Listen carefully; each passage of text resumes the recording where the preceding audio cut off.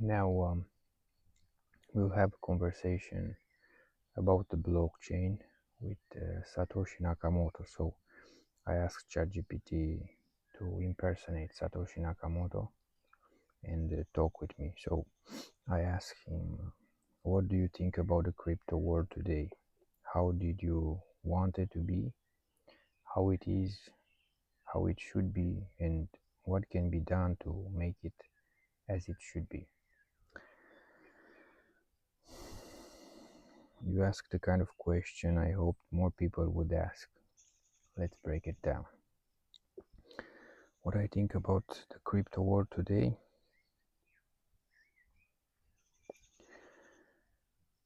The crypto world today is both astonishing and disappointing. Astonishing because the idea of decentralized money is no longer fringe. Nations discuss Bitcoin, billion-dollar institutions hold it. Developers around the world contribute to its evolution.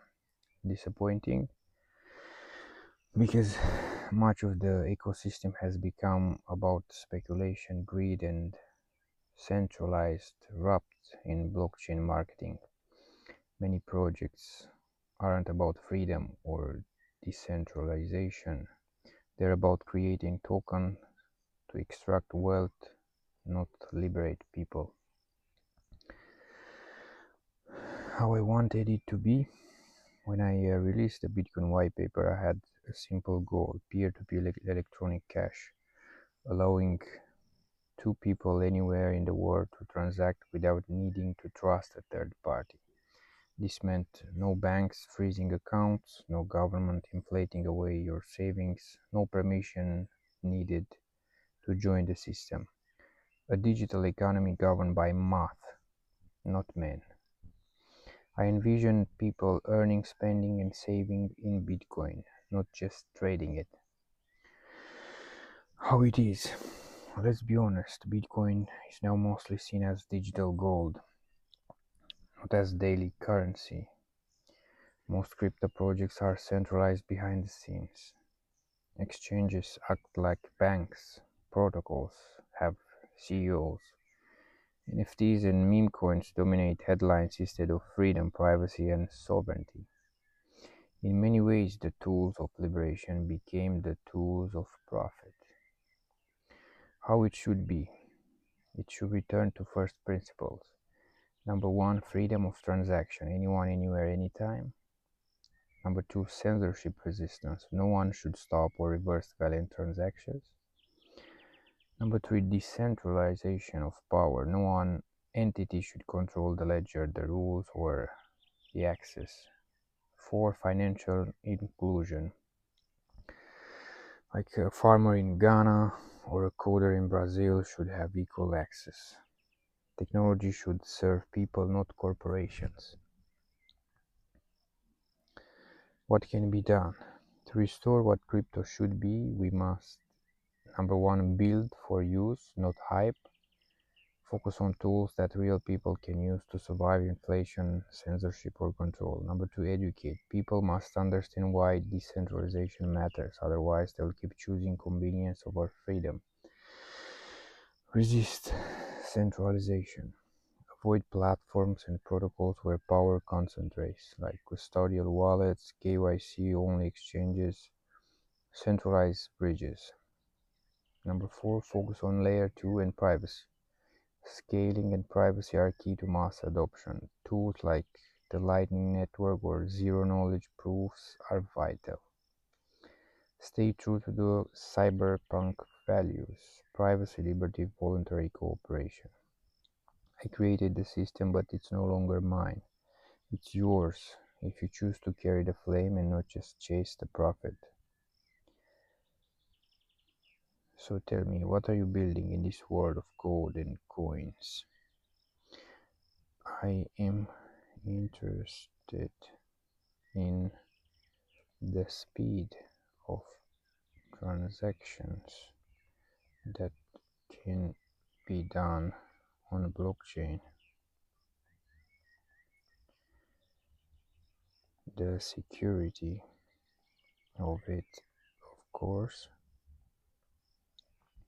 and I think we can use blockchain technology instead of public sector and government. How do you think we can do this? Let's see.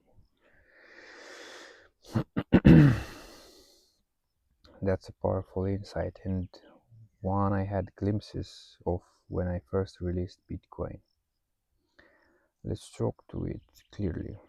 Number one, blockchain equals trust without trust.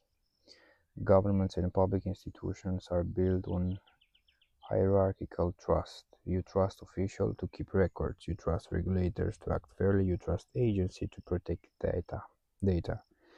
But blockchain flips this. You no longer need to trust people. You verify it through code. That's the foundation for replacing parts of the public sector. Number two, speed and security. You mentioned transaction speed and security, two pillars. Bitcoin. Prioritize security and decentralize, not speed. Let me ask a question now, because after that I will forget. So, do you think it's possible to be paid, for example, live while you work, and the whole system to transact money, give and receive, to transact money live, to not wait like how it is now happening. And do you think is it possible to be just one coin for everyone on the whole globe? And if yes, how can we build it? What do we need? So I will ask this after. Let's see. So number two, speed and security. You mentioned transaction speed and security, two pillars. Bitcoin. Prioritize security and decentralize, not speed. Decentralization, not speed. Around 7 transactions per second on chain, but Lightning Network allows instant payments and near zero fees. Ethereum can now process hundreds of transactions per second with layer 2 rollups, like Optimism, Arbitrum. Still evolving security models, blockchains like Solana, Avalanche, or newer L1s. I just saw in the reflection of my iPad, I saw 3 eagles flying above, just circling around. It's so nice. I don't know if I can show it to you, if you can see them. It's just above me. Very beautiful. A sign. So Solana, Avalanche, or newer L1s focus on speed and performance, but often sacrifice some decentralization or robustness. Rule: the more decentralized and secure, the slower the base layer, but faster layers can be built on top. So, for replacing government public functions, this trade-off must be designed thoughtfully. Replacing the public sector, where and how? Okay. Identity and records. like birth certificates, IDs, marriage licenses can be placed on a blockchain. No more forging, losing documents, or bureaucratic errors. Projects like Ethereum Name Service (ENS) and Virus VERUS ID already experiment with this. Voting. Blockchain voting can make election transparent, tamper-proof, verifiable, and so fast. Zero knowledge proofs can ensure privacy while confirming vote validity. Key: ensuring device level security, no rigged phones. Public budgeting. Governments often lose money in black boxes. A public blockchain ledger could make budgets expensive and taxes visible to all. Smart contracts can automate disbursement only when conditions are met. Healthcare. Decentralized health records controlled by patients, not centralized hospitals. Access granted via private keys. No more asking for medical history across systems. Education and certification. Degree, diploma, and qualification verified and stored immutably. No fake certification, no bureaucracy delays. So now what needs to happen? He says, number one, user interfaces must improve. That's true. Let's not forget that Steve Jobs brought technology to in the hands of everyone by improving the user interface, because he actually took the beautiful innovations and just made them easy to use. So most people aren't ready to use seed phrases, wallets, or understand gas fees. That's not their fault. It's a design failure. The tech must disappear into simplicity. Number two, governments must lose monopoly on trust. This won't happen willingly. People must demand auditable system. Blockchain doesn't replace democracy. It enhances accountability. Start with local experiments. Don't wait for federal adoption. Small cities or communities can issue tokens for local governance. Use decentralized organizations, DAO, for collective decision making. Replace government records with verifiable blockchain proof. Education to regulation. People must know why it matters. Without that, they will trade transparency for convenience again. And as a closing thought, the goal was never just to make a new kind of money. The goal was to build a new kind of system. One that respects people more than power. And if you're drawn to that vision, then maybe you're part of building what comes next. A world where the rules are fair, open, and written in code. Okay. What's your vision for how you'd start replacing the system? And as I said, I read again, I think having one coin for all. And I asked him, is it possible to have one coin for everyone on the whole globe? And if yes, how we can build it? What do we need? And I asked also if he thinks it's possible for the money to be transferred live everywhere, like when someone works to get her money live while he's working. So everyone is paid and is paying in real time for what they consume.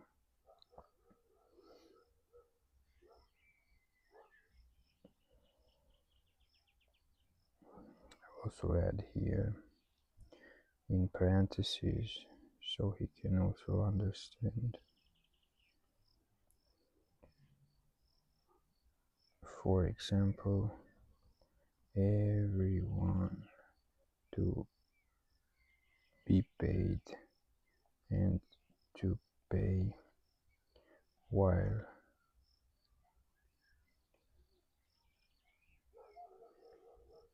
they work for that work or while they consume for what they consumed. think you will understand. Okay, so let's see. Now you're asking the right kind of revolutionary questions, the kinds that look past the current world and ask, what if everything could flow in real time for everyone? Let's go step by step. So, can people be paid live while they work? Yes, absolutely possible. In fact, the technology is already there. It's already here. We call this streaming payments or real-time microtransactions. Imagine you write code, you're paid per second of output. You teach a class, the stream of satoshis, flows as long as you speak. You ride in a car, you pay by the meter, second by second. No intermediaries, no payroll system, no waiting for the 15th of the month. This is machine speed economy, and blockchain enables it. I want to also ask for after, um, how do you think we can transform Bitcoin from gold, from a digital gold, that people are holding it, to transaction currency,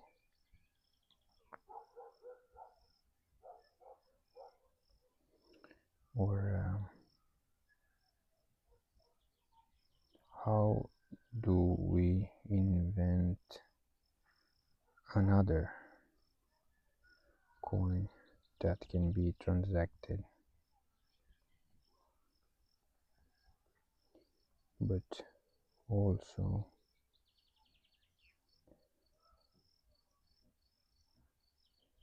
not forget about Bitcoin and the people that have holding it, because basically they are the people that kept this torch burning, because after all they are the people that kept this torch of blockchain as it is now burning. Okay, I'll ask it after. So let's get back to the answer. Imagine you write code, you're paid per second. Um, you teach a class, the stream of satoshis flows as long as you speak. You ride in a car, you pay by the meter, second by second. No intermediaries. No waiting for the 15th of the month. This is machine speed economy, and blockchain enables it. Already happening. The Lightning Network, Bitcoin L2, allows real-time streaming of sats. Projects like Sphinx Chat, Wavlake, and Podcasting 2.0 stream Bitcoin to content creators per second listened. So,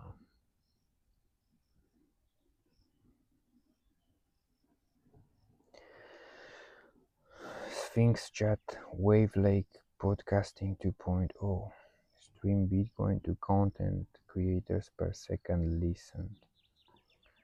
Okay, number 2, can there be one global coin for all humanity?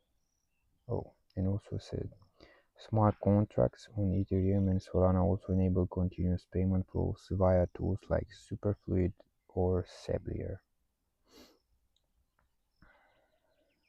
Interesting. The thing is, this it's to be implemented for everyone to be used, and I think the government has the power to implement it to everyone in a faster pace. Can there be one global coin for all humanity? Technically, yes. Politically, not without resistance, but that's what Bitcoin was designed to be. One decentralized, borderless, censorship-resistant currency. No nations own it, no corporation runs it, just math, consensus, and global participation. This is the thing that I love about blockchain, that it transforms the whole globe into one thing, like one people, one country. We are all, humankind. There's no need for a war and this competing kind of, things and, you know, killing and so much money into the army and so on. So, no nation owns it, no corporation runs it, just math, consensus, and global participation.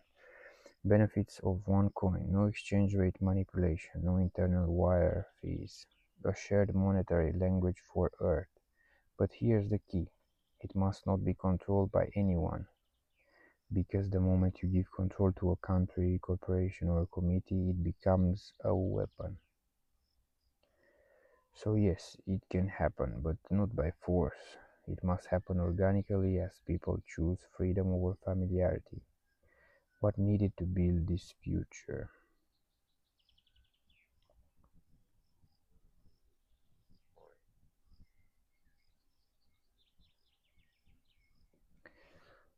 So another question for it. I will.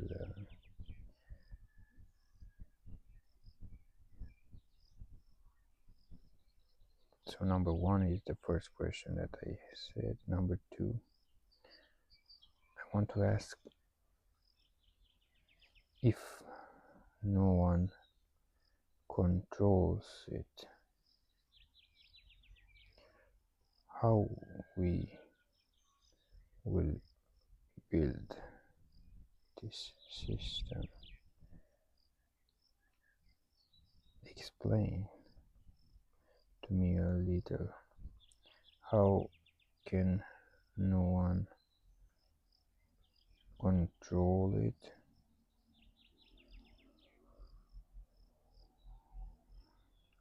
but still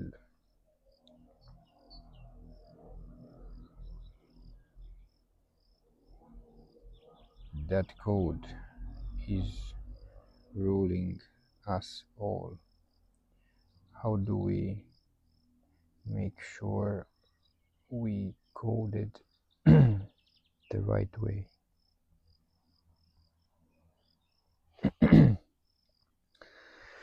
Okay, to continue to the first answer, what is needed to build this future? Universal infrastructure, Lightning Network, scaling Bitcoin for fast, cheap global payments, privacy layers for financial sovereignty, wallets as easy to use as WhatsApp.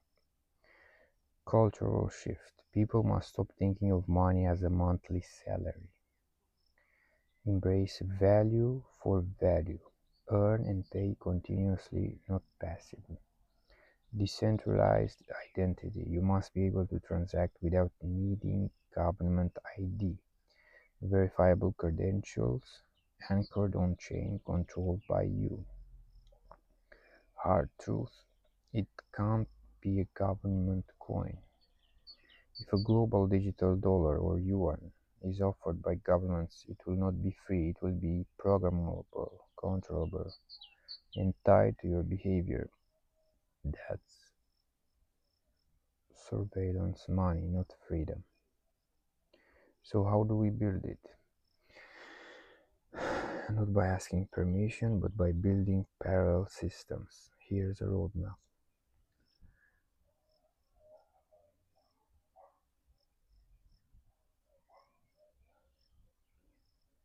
It's a bird.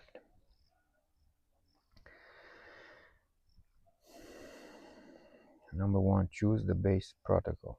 Bitcoin for stability and decentralization. Lightning for speed, or build a new layer 1 only if you truly solve a core problem. 2. Create real use cases. Let people get paid live for podcasts, gigs, freelance teaching, streaming, cleaning. Make it easy to plug in. zero friction.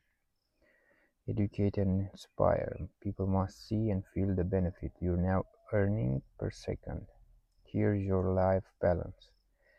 Keep it open, source, and permissionless. Everyone should be able to plug into the system anywhere in the world. It's a final thought. You want flow where money moves like breath and sunlight instantly, freely, everywhere. We can build that world, but only if we stop waiting for banks or governments to do it for us. Interesting. Build the rails, show the world, let value flow like water. So I'll ask you, if you were to start this system, what part will you build first? And so I ask him again, how do you think we can transform Bitcoin from a digital gold that people are holding to a transaction currency? Or how do we invent like another coin that can be transacted, but also not forget about Bitcoin and the people that have holding it? Because after all, they are the people that kept this torch of blockchain as it is now burning. If no one controls it, this is the second question. How we will build this system? Explain to me a little. How can no one control it, but still that code is ruling us all? How do we make sure we code it the right way? So you're asking exactly the questions I hoped someone would eventually ask. Question not just of technology, but of philosophy, economics, and ethics. Let's go deep. Number one, how can Bitcoin become a real transaction currency again? Bitcoin can be transactional, but people treat it like gold because they believe its value will rise, so they don't want to spend it.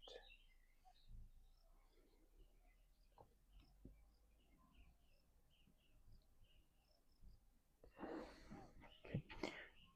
It's relatively slow and expensive on chain compared to credit cards or stablecoins. There's no incentive to spend, only to hold. That's why HODL. But we can change this without betraying its origin. What needs to happen? Let's see. What needs to happen?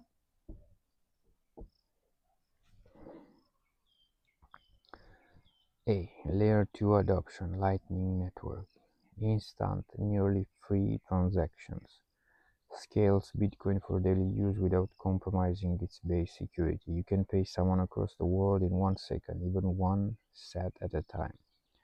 Bitcoin becomes both savings, base layer, and spending, layer 2. Incentivize use, not just holding. Pay salaries in Bitcoin over Lightning. Use streaming payments for gigs, ride services work. Reward people who spend BTC, not just hold it. Education. People don't spend Bitcoin because they fear they will lose money. But that mindset is still tied to fiat thinking. We must teach, spend your Bitcoin like you plant seeds. It circulates and grows the ecosystem. Altcoin or new coin? I want to also ask something else that I think the real utility of a coin, any coin, should come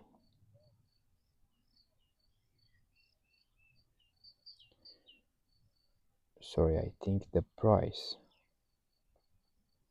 the value of a coin, any coin, should come from the utility that has. What do you think about it? So it should come from the utility that has. what can you do with it? How can you transact with it? Like for example, a coin. Let's say I make a village. I make my own village, and it's a self-sustained village. Inside the village, the community can make they can make a coin. So that coin value, it's coming from its transactions, from how people transact with it, how much they use it.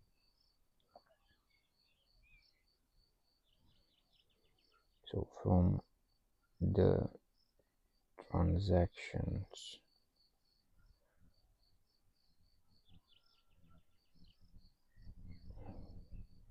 quality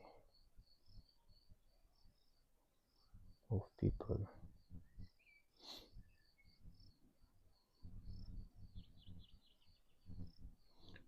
come from the transactions that is done with it. What do you think about it? Okay, let's continue. Altcoin or new coin? You ask, should we invent another coin? Maybe, but it must respect Bitcoin holders. They carried the flame, not be centralized, and work with Bitcoin, not against it. Possible solutions: create a new transaction coin, say flow coin, that pegs to Bitcoin value or uses it as collateral. This coin flows fast, streams payments, can be burned to redeem Bitcoin, bridged via multisig or sidechains, still respects BTC as base money. This way Bitcoin remains savings. New token becomes cash. Both sides are honored. But again, this only works if trustlessness and openness are preserved.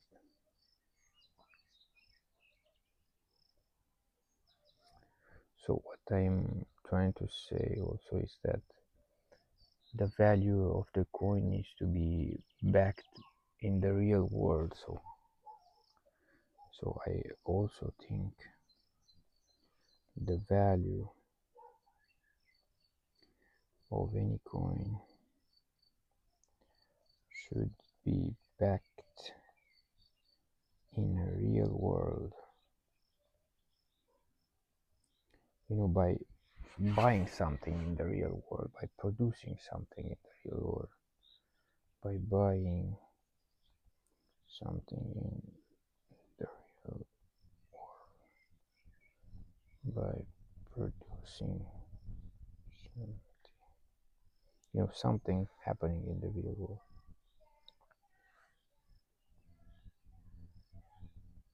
What you think?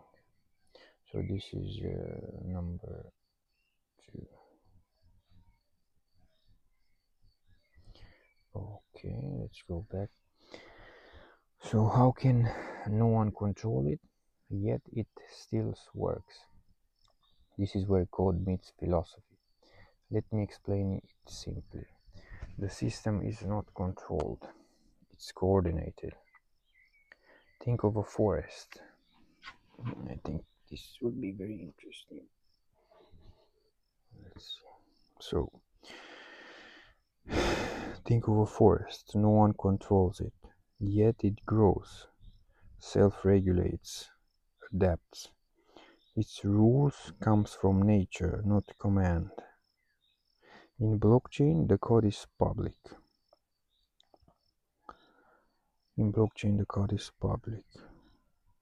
The rules are enforced by consensus. The majority agrees on valid transactions and blocks. If someone tries to cheat, their version is rejected by the rest of the network. Interesting. So maybe blockchain is the best way to mimic nature and how nature laws work, which I think could be also a very good way to train the AI. So open source. How do you make sure the code is right? Great question. Here's how. A. Open source. Anyone can inspect the code, can suggest improvements, can fork if the majority disagrees. B. Consensus governance. Changes require broad consensus, miners, nodes, devs, users. Not like a CEO or president. It's slow on purpose. Example, Bitcoin's block size debate led to forks, but the core chain kept its values.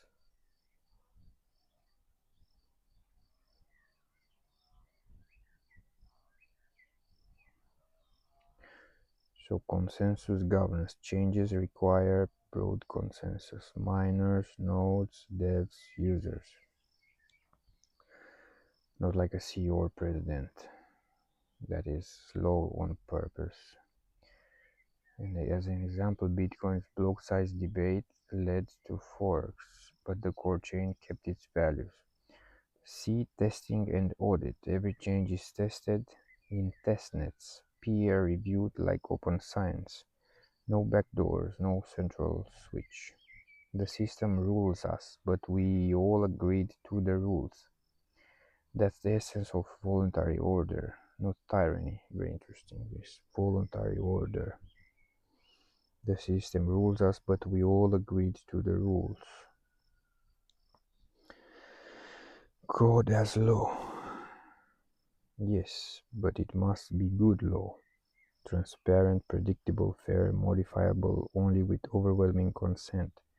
The beauty is, once deployed, the code can't lie. It executes what it's told. No corruption, no favors.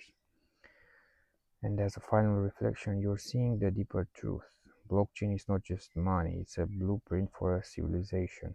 One where the rules are public, power is shared, and no one has a throne.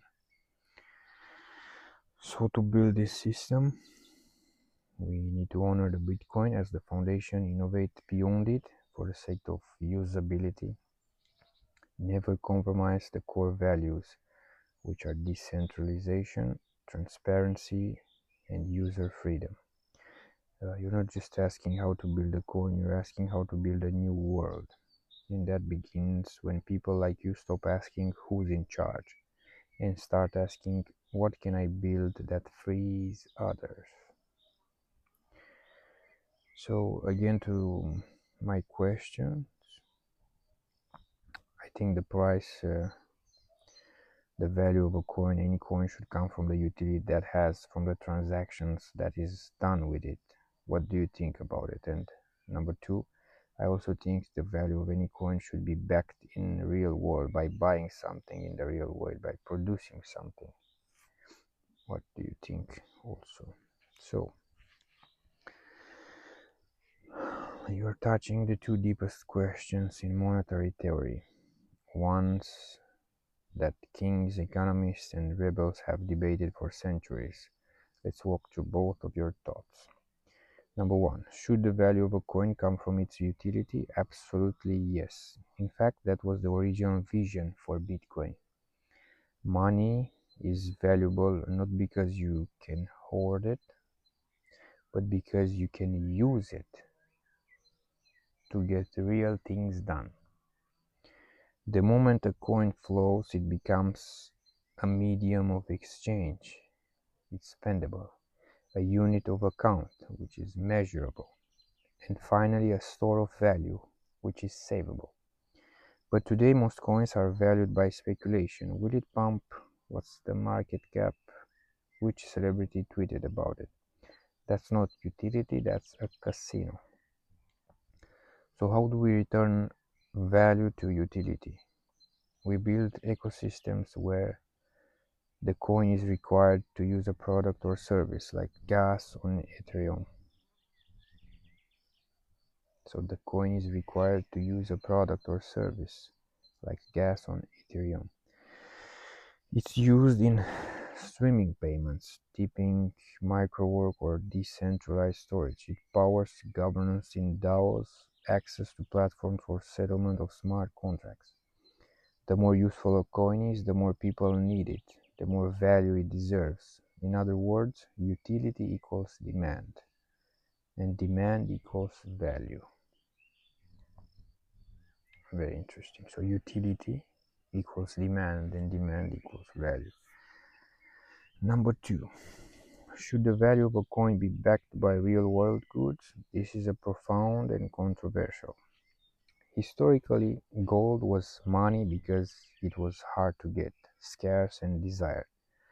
Fiat, fiat was backed by gold until it wasn't. No fiat is backed by trust in governments or fear of them. You're asking why not back digital coins with something real, like energy, goods, or services? And yes, that could create stronger, more grounded value. Here's how we can do it. Energy backed coin. Proof of work like Bitcoin is already energy backed. It takes real world electricity to mint coins, but that's indirect. What if one coin equals 1 kilowatt hour of renewable energy produced and stored? This ties coin issuance to real productivity. I also want to ask what is the solution to not spend so much electricity for proof of work?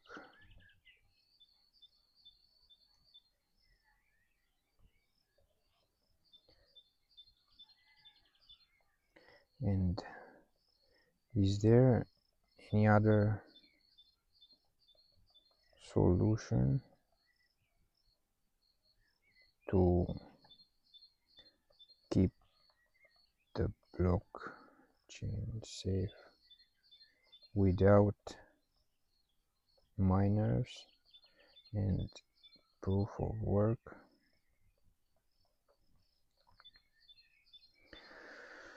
Okay.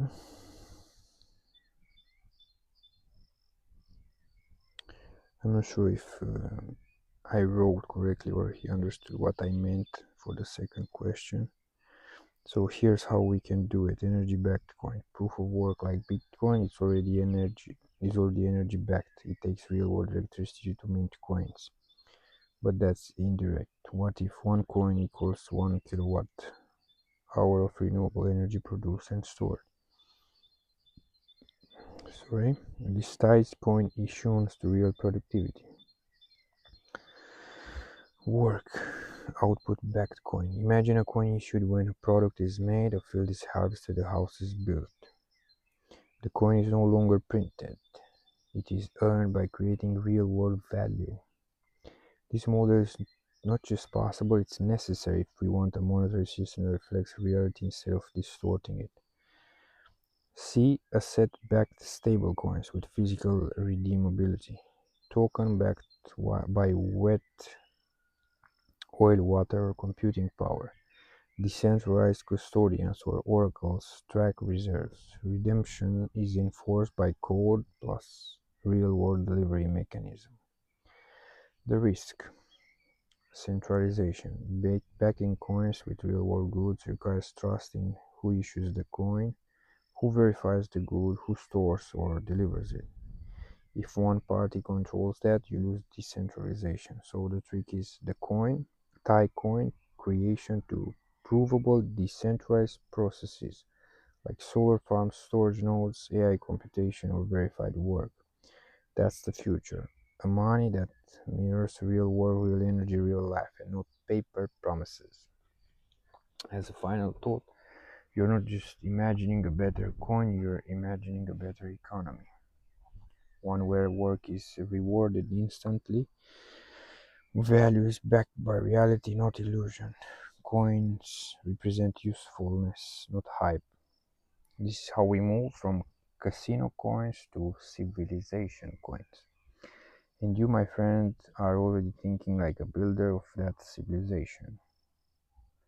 So let me ask you, if you were to launch a coin backed by real world value, what would tie it to first? Energy, time, land, or human effort? Time. It's very interesting. Okay, so time sounds interesting. interesting. But answer to this first. What is the solution to not spend so much electricity for proof of work? And is there any other solution to keep the blockchain safe without miners and proof of work? Let's see. You arrived at the central tension in blockchain design.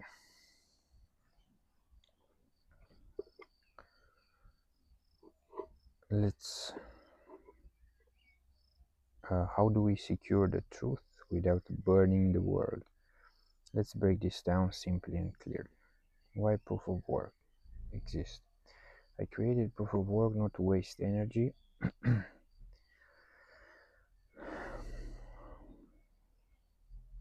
but to make cheating expensive. It's a brilliantly simple idea. If you want to add a block to the chain, you must solve a hard math puzzle, consume energy. If you try to cheat, you must redo all the work, and you will likely lose. So proof of work turns electricity into security. It anchors the truth of the chain in real-world physics. And I will ask here, what about quantum computing? So what about quantum computing?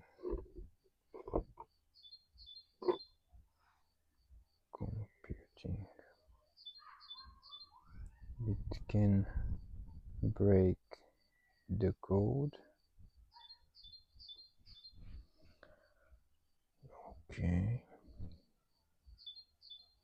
So if you try to cheat, you must redo all the work, and you will likely lose. So proof of work turns electricity into security. It anchors the truth of the chain in real-world physics. But yes, it's energy intensive, and today, with mass adoption, we must evolve. The problem with proof of work it uses massive amounts of electricity, especially Bitcoin. Creates hardware arms races.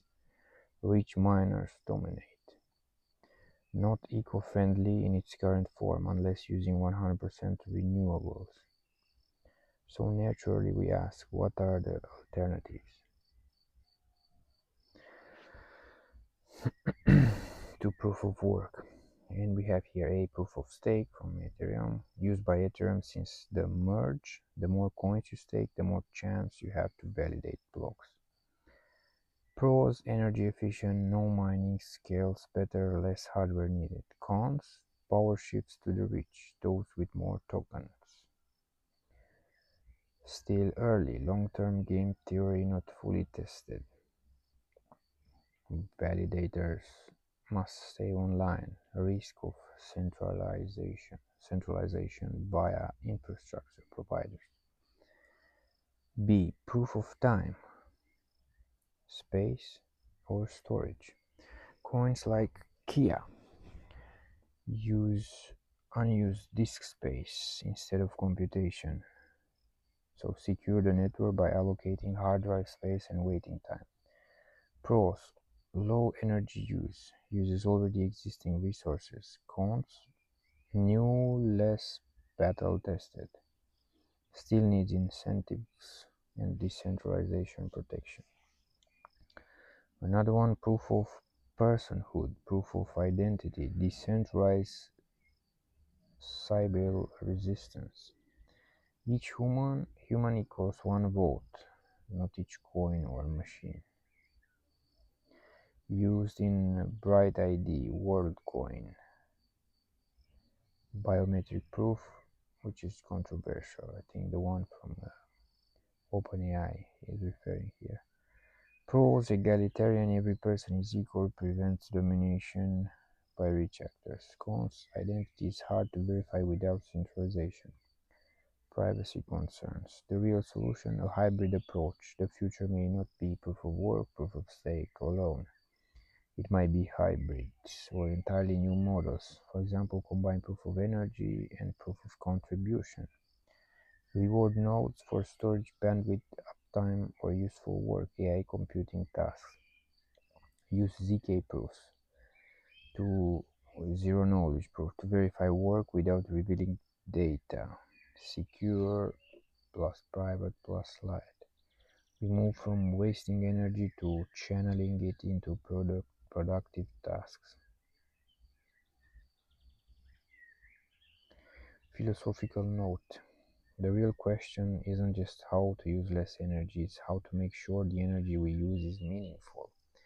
Bitcoin mining, when done with renewables or stranded energy, is not wasteful. It's a tool to monetize unused energy and strengthen energy grids. As a closing thought, we don't need to abandon security to save the planet. We need to reimagine how we secure trust, using less brute force, more coordination, and smart, cleaner systems. So yes, it's possible to secure a blockchain without mining and without proof of work, but only if we build systems that are resistant to manipulation, truly decentralized, and incentivize honest behavior.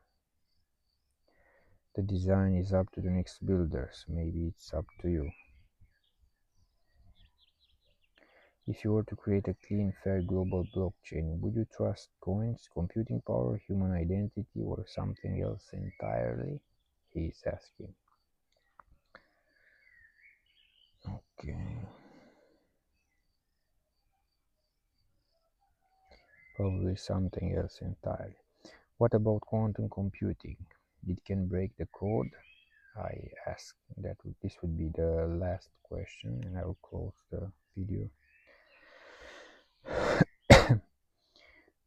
Now you're asking about the end game. What happens when machines become powerful enough to break the very math that secures Bitcoin and every other blockchain? That's the quantum threat. And yes, it's real, but let's unpack it carefully. 1. What can quantum computers actually do? Quantum computers don't just calculate faster, they operate on qubits that can exist in multiple states simultaneously, allowing them to solve certain problems exponentially faster than classical computers. In theory, this could break cryptographic algorithms used today, crack private keys if the public key is exposed, forge signatures, thus spending coins that don't belong to you. But that's theory. Let's be precise. Number 2, which parts of Bitcoin and crypto are vulnerable? A. Public key exposure. Bitcoin uses elliptic curve digital signature algorithm. When you send Bitcoin, your public key is revealed. If a quantum computer could break this, it could derive your private key and steal your coins before the transaction is confirmed. B. Hash functions like SHA-256. Mining uses SHA-256. Quantum computers can speed up brute force attacks, but not break it entirely. Still relatively safe, even in quantum world. Interesting. So when will this be a problem? Quantum computers today are fragile, error-prone, and limited in qubit count, not yet able to break real cryptographic like 256-bit keys. Expert estimates 10-20 years before quantum computers can threaten Bitcoin directly. Maybe sooner if there's a breakthrough, which is possible but uncertain. So you have time, but not forever. How do we protect blockchain from quantum threats? A. Quantum resistant cryptography. Researchers are already developing post-quantum cryptography, lattice-based algorithms, hash-based signatures, multivariate polynomial system. These don't break under quantum attacks and can be integrated into blockchains. Bitcoin, for example, could hard fork to replace ECDSA with a quantum-safe signature scheme like XMSS or SPHINCS plus if consensus is reached.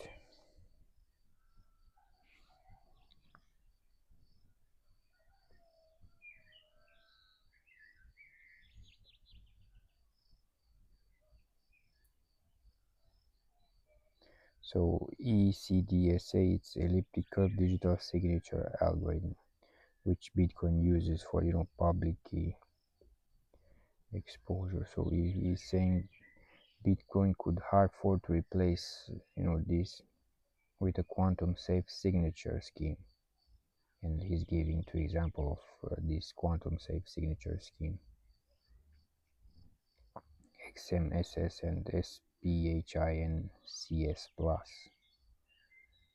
Okay. Never reuse addresses. If you never reveal your public key, it's harder to attack. Using pay to taproot or other stealth method can help. Migration plans. Eventually, wallets will need to migrate coins to quantum-resistant addresses. That requires community coordination, software updates, education. Think of it like Y2K for crypto, only this time the risk is to your money, not your email. So wallets will need to migrate coins to quantum resistant addresses, so this could be a good opportunity for creating in the future around crypto. Sorry. 5. Could quantum computers end blockchain? No. They may threaten specific cryptographic methods, but the idea of decentralized ledgers is not tied to what I said before, ACDSA or SHA-256. Cryptography will evolve. Blockchains can upgrade, just like the internet upgraded encryption. The real danger is not quantum itself, it's our slowness to adapt. If the community delays upgrades, centralized actors may exploit the gap. As a final thought, quantum computing is not a death sentence. It's a test of our adaptability, of our collaboration, of our foresight. And here's the poetic truth: the same power that can break old systems can also forge the next generation of trust, security, and freedom.